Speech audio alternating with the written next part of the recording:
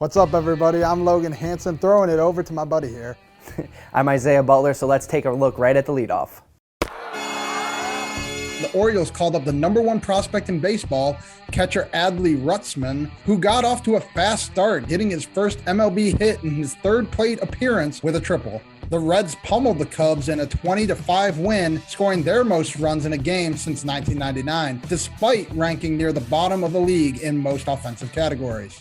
After a controversial remark where he referred to White Sox shortstop Tim Anderson as Jackie on Saturday, Yankees third baseman Josh Donaldson was fined and suspended for a game on Monday by the MLB. Donaldson later apologized to Anderson and the family of Jackie Robinson for the incident on Thursday. Giants manager Gabe Kapler said he plans on refusing to take the field for the National Anthem to protest following this week's school shooting in Texas. Quote, "I don't plan on coming out for the anthem going forward until I feel better about the direction of our country," end quote. Instead of using social media to live post in-game action, the Yankees and Rays decided to collaborate to spread facts about gun violence in America on their platforms during Thursday's game, an effort to shed light on the recent string of violent attacks across the country. MLB and the Players Association announced Thursday they would allow teams to have an additional pitcher through June 19th, bringing the total pitcher count on rosters up to 14. Miguel Cabrera did it again. The 39-year-old came up in the clutch for the Tigers as he hit a walk-off single in the team's 4-3 win over the Guardians, again proving Father Time is no match for Miggy. I caught up with Chris O'Day, site expert for Soto Mojo, to talk a little bit about this early success for the Seattle Mariners. Here's what he had to say. Today I'm here with Chris O'Day, senior writer for Soto Mojo. Chris, how are we doing tonight? It's today, but how are you doing tonight? Oh, good. It's going pretty good. How are you doing? Doing good. Excited to talk some Mariners baseball. I know, kind of before we get into the first question, Mariners are kind of, they have a smallish market feel to them. I'm a Brewers guy, so to see Seattle kind of from what they were last year, not to where they are now, kind of fighting for the division. Kind of excited to see where they're going to go. But yeah, that's kind of leading into my first question here. So I think the Mariners made a great run at the end of the season last year. So just how did that momentum how did you see that momentum carrying into this beginning of the season? And was there one move or a number of moves that kind of were made by the Mariners organization that kind of, turned your head and was like, okay, we can compete for a division crown now, and then, or we can even go further and compete for a World Series? Oddly enough, it wasn't really something they did, but it was something that Mitch Haniger wrote. It was his article in the Players Tribune, talking about wanting to end the effing drought. And it just really got fans hyped up. And it was actually a big reason that Robbie Ray called the Mariners to try and sign with them. Dipoto didn't even reach out to him yet. Ray called the team, wanted to come there because of that article.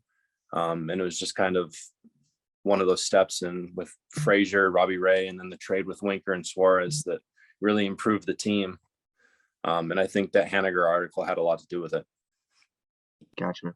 And then obviously Haniger is a big part of the Mariners organization, but do you think there's one guy, one player, or just like one factor to this key start for the Mariners season? I know they were they were sitting at 12-8 for a little bit, 12-9, sitting in the second for the division now, but they kind of fell back, and I think they're 12-13 now, as of May 5th right now when we're recording this. But just what's your overall feeling when you look at those?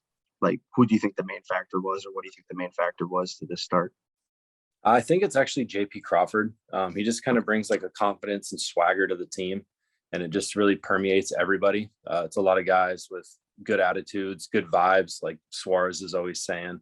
And it really seems like the team is full of guys who want to be out there and they're just having fun. And it kind of has brought the team to a different level. Mm-hmm. You mentioned JP Crawford. He's one of the younger, I guess you could call him an up-and-coming star of the baseball world, and obviously of the Mariners organization. So is there, besides JP Crawford, is there one guy on there that kind of can reach the next superstar, I guess, be labeled the superstar of MLB? I mean, it's the guy that everybody's been talking about all year so far. It's Julio Rodriguez. Right. I mean, all of a sudden he comes out and he's one of the fastest guys in baseball somehow. He's putting up those 30.0 foot per second speeds. He's got a bunch of bolts already this season. Last I checked, he led the majors in stolen bases. He started 9 for 9. And for a guy who just a couple of years ago was like an average speed tool, to now show up as one of the fastest guys in baseball. I mean, he's a great defender too. Over the weekend when I looked, he was second in defensive WAR in center field. And really, he's starting to hit again too. He was up in the 230s, which may not sound like much, but it was also like a 270 average over the last couple of weeks. And it just, 21 years old. It's really impressive to see that from such a young guy. And you're getting comparisons to like Buxton or Acuna or guys like that. That's big shoes to fill. And he's looking like, even though it's early, that he's on the right path to doing that. Right. And with guys like that, I know everyone kind of talks about, the window closing or opening for certain teams. And obviously it feels like this Mariners window do you feel like it's just opened and it's going to be open for a long time? And like realistically, where do you think this team is heading down towards the future? Can they compete for a World Series? Can they compete? Or they just can be hovering around that AL crown? Or what do you think the future has in store for this team? It seems real good, to be honest. I mean, with a good young team already in the majors and still one of the top farm systems in all of baseball, you got a lot of guys that can still come up and help. Noelvi Marte, he's supposed to be a stud, like Hanley Ramirez style. You got Kirby and Stout, Hancock in the minors still. That's a lot of pitchers that if these guys are coming up, you're going to start seeing log jams and maybe the need for some potential trades to offload some of the older guys. But for the window, it really does seem like it's opening up this year, that it's real with Ray, the reigning Cy Young winner, and then Logan Gilbert looking like Jacob deGrom out there. I think he set the team record for lowest ERA in the first month of the season. He won pitcher of the month. He's got like a 0.64. I think he's only given up a couple runs. And you pair that with vets like Marco and Flexen, and then potential like Brash. Rob Friedman was talking about, he's got the nastiest stuff in all of baseball already, with a slider that's pushing 3,000, 3,100 RPM. I know he just got sent down, but he's only 23 years old. So he's pretty young. It's just a lot of young guys that are really going to push this window for a while. And I think that come 2024, it is going to be the Mariners as a World Series contender, not just a team to watch in the playoffs. Gotcha. I just want to wrap up with this question. If you had to be nitpicky about everything, I mean, obviously it sounds like Mariners are in a great situation and you really don't need to fill any pieces or anywhere, but if you had to be picky, I guess just where would you think the Mariners need to add that key missing piece, I guess? I think it would actually be to go get like a number 2 or number 3 starting pitcher, take some of the pressure off the young guys. That way you can push Flexen and Marco back to 4-5, take a little bit of the heat off Gilbert, even off of Robbie Ray, and really just get a proven veteran leader in there in the rotation to give you 6 innings a night. Gotcha. All right. I just want to thank Chris again for joining us. This will wrap up this episode of The Throwdown.